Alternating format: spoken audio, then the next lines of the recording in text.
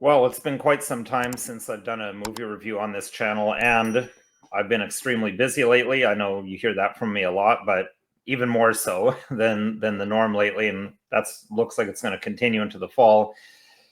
But that all combines to make it a good time to do a movie review, I figured. So we're going to delve into another science fiction classic of sorts, 1987's Robocop.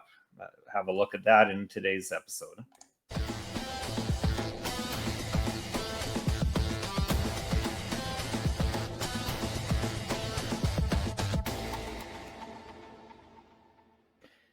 Hello, my name's Nicholas Wansbutter. I'm a lawyer in Stratford, Ontario, Canada, and welcome to Don't Talk TV. So, as I said at the outset, we're going to do a review today from my perspective as a science fiction fan and a lawyer of 1987's film Robocop. It's in some ways kind of a notorious film. I remember it being highly controversial when I was a child when it first came out because of the level of violence and gore in it. I think that was done for a satirical purpose to mock the way that violence is portrayed in media, certainly the way it was portrayed in media back in the 80s. But nevertheless, it is a very violent film. One might even say over the top in that regard. I mean, that's the hallmark of Paul Verhoeven, who directed the film. So it's not something that I could recommend broadly or across the board. I think I do need to put that warning and that disclaimer that it's not something that everyone should watch, certainly not younger people.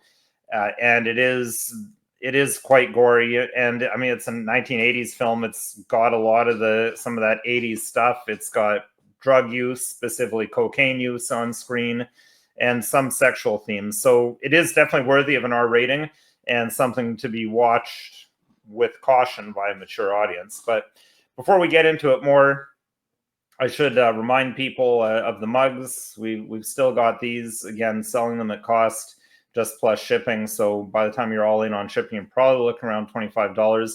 We have sold all the mugs that we had, but if there's interest, we can do another order. So let's get into my review of Robocop. So I said, we're talking about the 1987 film, not the remake that was made later.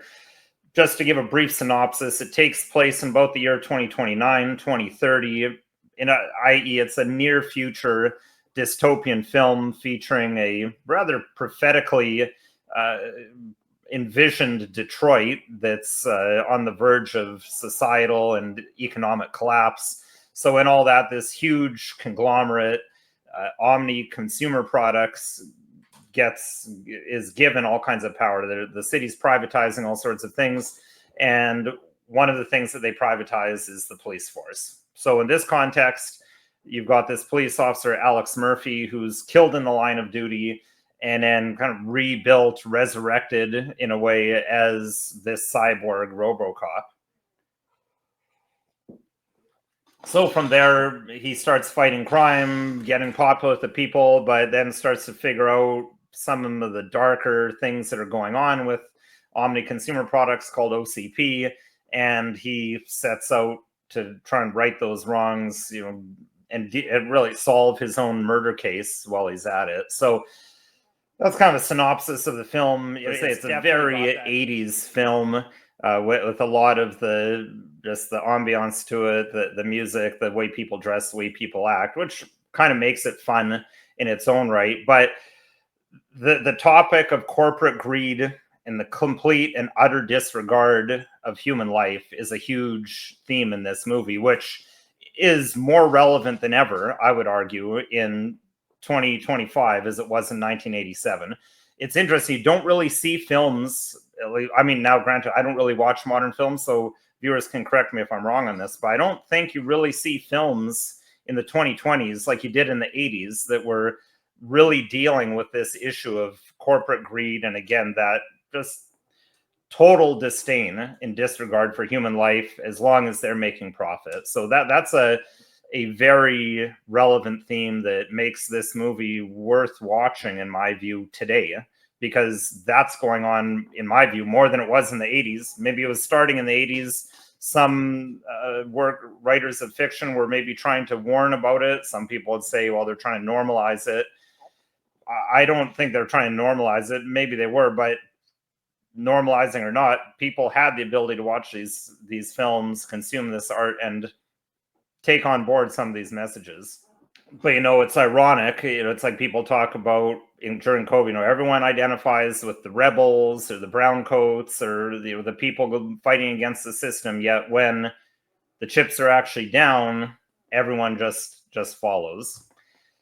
Which that goes to another interesting theme of this, which is another definitely an 80s thing, but it's a Hollywood thing in general, is the fact that Robocop goes off on his own at a certain point of the film to solve his own murder when he's not supposed to, look into things he's not supposed to look into, and try to tackle this corporate greed and corruption in the police department.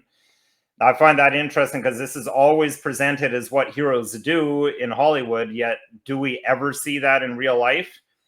And with all due respect to police officers, when's the last time you ever saw a police officer go off and do just the right thing contrary to orders? I mean, I think we have seen it and they've been punished for it. Like that officer, I think it's up in Toronto or the Ottawa area, who was looking into the rise in stillbirths in hospitals during COVID. They get punished for that, and she seems like she's pretty much all alone on that. But I find that theme always interesting in films. So then that brings me to the third theme that I would look at is, again, the social commentary. This film is very heavy on social commentary, so that's what makes it worth watching, notwithstanding the almost gratuitous violence, although I'm not sure it's totally gratuitous when you look at it from that perspective, as I said, of satirizing the way the media portrays violence. And it really has a look at the dangers of media manipulation, which is interesting because, of course, you didn't have media the same way in the 80s as we do now.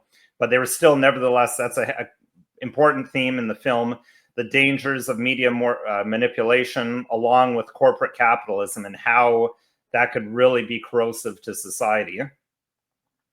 And sprinkled throughout the film are these very satirical, over-the-top 1980s TV ads. It's part of that corporate greed and the media manipulation. I think those ads are hilarious. I mean, they're very crass, but they really work for what they're satirizing. And you've even got things like the guy we just saw on screen is the guy who takes hostages, and he wants, among other things, this particular car. This luxury car that you see advertised throughout the film, that's some of the things he wants in return for releasing the hostages. So those are a few things that I think make the film worth watching.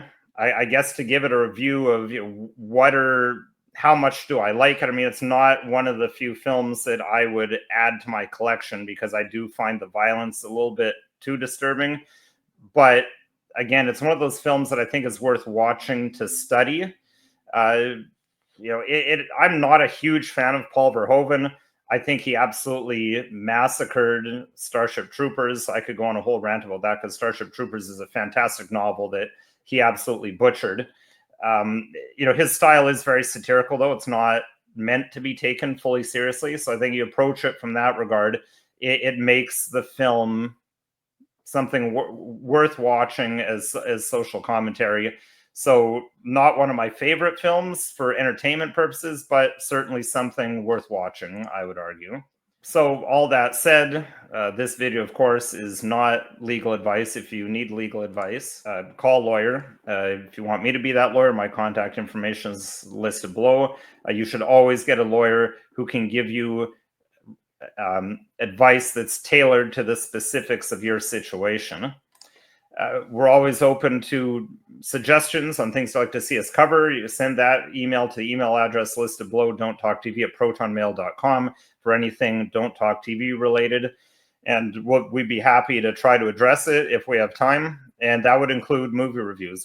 We've reviewed a couple movies that were requested or recommended by viewers, so we always welcome those requests and recommendations. And if you found this video at all interesting, helpful, or informative, please consider liking, sharing, subscribing, following us on social media, and of course, forgot to pump it at the beginning like I'm supposed to, but the thumbs up and the comments are really helpful to us. We're so close to 10,000 subscribers. I think we could really take off if we get there. So please consider liking and making a comment.